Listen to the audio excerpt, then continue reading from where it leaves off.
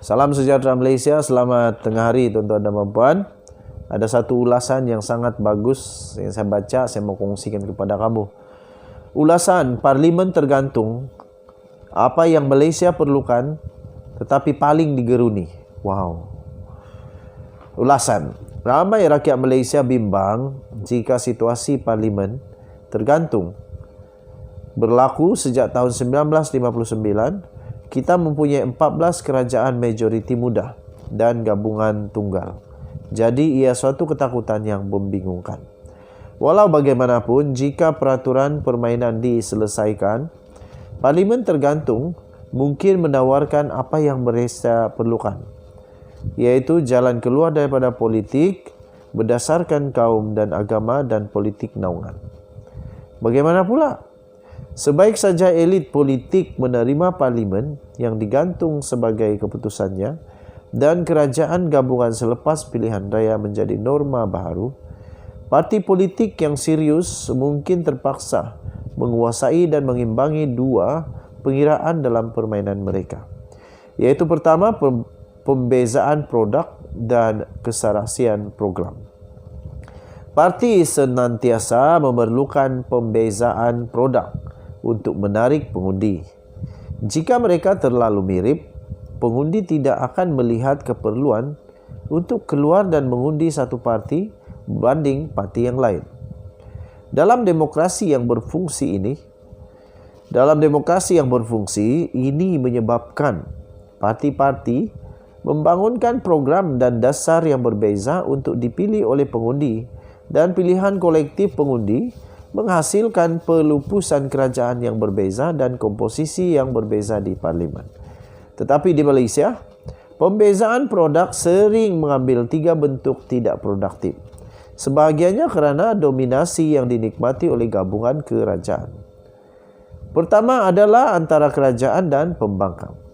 Parti-parti kerajaan akan menyalahgunakan dan memonopoli sumber negeri untuk membebankan pembangkang supaya mereka sendiri dapat memberi hikmat kepada pengundi dengan baik, malah menarik ahli Parlimen pembangkang untuk menyeberang.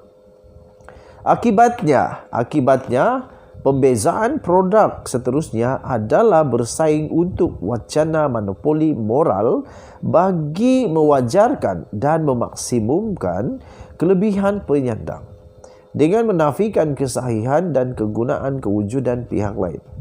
Untuk sebahagian besar masa sebelum 2018, parti-parti kerajaan menuduh pembangkang sebagai ejen anti-nasional, anti-pembangunan dan juga asing. Dan sebagai alasan, pembangkang menyerang kerajaan sebagai rasuah, melakukan terlalu banyak atau sedikit untuk satu-satu masyarakat dan bertentangan dengan orang lain. Pada 1978, Kerajaan Pusat Barisan Nasional mengawal semua kerajaan negeri selepas menggulingkan bekas rakan kongsinya iaitu PAS di Kelantan. Ini menimbulkan cabaran eksistensial kepada PAS, dilucutkan naungan dan sumber peringkat negeri. Manakala kehadirannya sebagai pembangkang berasaskan Melayu menjadi penghalang kepada perjuangan perpaduan Melayu yang sangat didambakan selepas 13 Mei. Mengapa ia perlu terus wujud? Pada April 1981, 3 bulan sebelum Dr. Mahathir Mohamad menjadi Perdana Menteri, seorang ulama muda daripada Turki dalam PAS menawarkan jawapan yang kuat akan menentukan politik Malaysia. Iaitu katanya, kami menentang BN kerana ia memelihara perlembagaan penjajah, undang-undang kafir dan peraturan pra-Islam jahiliyah. Kata ulama daripada Turki itu pada tahun 1981. Secara berkesan, manifesto dekolonisasi radikal untuk memulihkan Malaysia kembali kepada masyarakat berasaskan syariah pra-penjajahan amanat Abdul Hadi Awang membentangkan jawapan yang kuat terhadap perpaduan Melayu. Ia membolehkan PAS bertahan dalam belantara politik sehingga UMNO berpecah pada pertengahan 1980-an yang melahirkan Parti Serpihan, Tengku Razali Hamzah Semangat 46 dan Pilihan Raya 1990. Perbezaan produk ketiga hanyalah salah satu kultus personality. Apabila parti-parti tidak perlu membangunkan program dan dasar terperinci, tidak perlu jika anda menang dan berpeluang menang. Tanpa dasar yang baik, tidak pragmatik jika anda pembangkang dan tidak boleh menang. Dengan dasar terbaik, imajinasi kita secara semula jadi kemudian tertarik kepada personality, mengejar dari seorang penyelamat berkarisma kepada yang lain.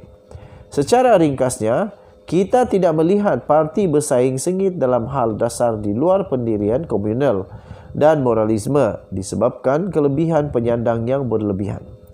Kedudukan polarisasi dan pemujaan personality. Tetapi ini juga merupakan persoalan ayam dan telur.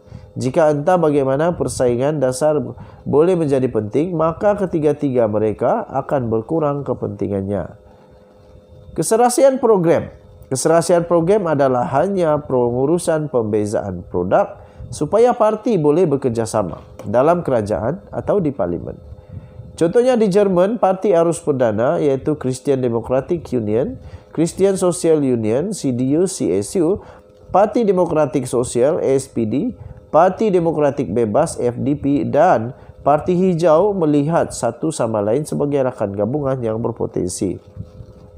Perbezaan produk mereka dalam dasar mestilah mencukupi untuk mengujakan pengundi, tetapi tidak akan menjadi tidak serasi antara satu sama lain.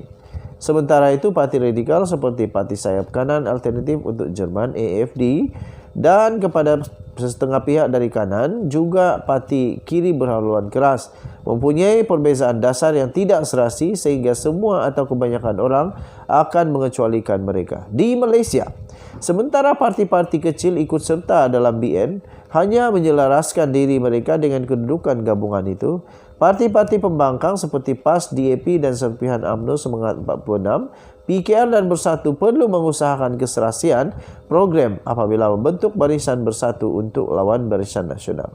Untuk berwibawa sebagai alternatif kerajaan, parti itu merendahkan diri mereka sendiri. Contohnya PAS menukar kedudukannya daripada negara Islam kepada PAS untuk semua, manakala DAP beralih daripada Malaysian First kepada Malaysian kepada Malaysian First. Manifesto ialah alat paling penting dalam menjalin keserasian program. Kerana bakal rakan kongsi kerajaan perlu mempertimbangkan keutamaan dasar yang bersaing dan kadangkala bercanggah. Tetapi apabila manifesto dilihat secara sinis hanya sebagai karya olahan yang bagus untuk menarik perhatian media dan kritik dan bukan perpaduan sebenar dalam program kerajaan atau perundangan, maka tawar-menawar yang diperlukan dan perdagangan sebenar ini tidak berlaku. Okey, jadi inilah sebabnya utama mengapa buku harapan bukan kitab suci yang rumit menjadi sebahagiannya tidak dapat dilaksanakan apabila Pakatan Harapan berkuasa. Beberapa pemimpin tertinggi pakatan itu terlalu banyak mengambil kira kesesuaian dan terlalu sedikit dalam dasar. Mereka menjanjikan perkara yang sebenarnya tidak mereka fikirkan. Okey, jadi baik buruk parlimen tergantung. Dalam senario terbaik parlimen yang tergantung, pihak-pihak perlu membangunkan perbezaan produk yang produktif dengan menjauhkan diri daripada kelebihan penyandang yang berlebihan, pendirian komunal atau moralis yang kultus personality. Panjang betul ini. Tak kusangka pula begini panjang dia. Nanti kamu baca sendirilah. Dan kamu baca sendiri. Pilihan, saya akhiri di rangkap terakhir. Pilihan kita bukan antara parlimen yang tergantung dengan kerajaan majoriti. Pilihan kita sekarang ialah bagaimana untuk memaksa parti-parti untuk bersetuju dengan beberapa peraturan yang menjadikan politik berfungsi untuk ramai jika pun tidak untuk semua rakyat Malaysia. Ditulis oleh Wong Chin Huat, iaitu saintis politik terlatih di Essex, di University Sunway yang bekerja dalam institusi politik dan konflik kumpulan. Berminat dengan motivasi kepentingan diri manusia dalam mengejar dunia yang lebih baik, dia adalah seorang opportunis yang berprinsip. Pandangan yang dinyatakan di sini adalah pandangan pengarang, penyumbang dan tidak semestinya mewakili pandangan Malaysia kini dan tidak semestinya juga mewakili pandangan daripada admin The Twin TV dan channel ini The Twin TV. Untuk mendapatkan ulasan yang lengkap ini, kamu boleh masuk ke Malaysia Kini bertarikh 18 November pukul 9 pagi. Tajuknya ulasan Parlimen tergantung apa yang Malaysia perlukan tetapi paling digeruni. Kita jumpa lagi. Bye-bye.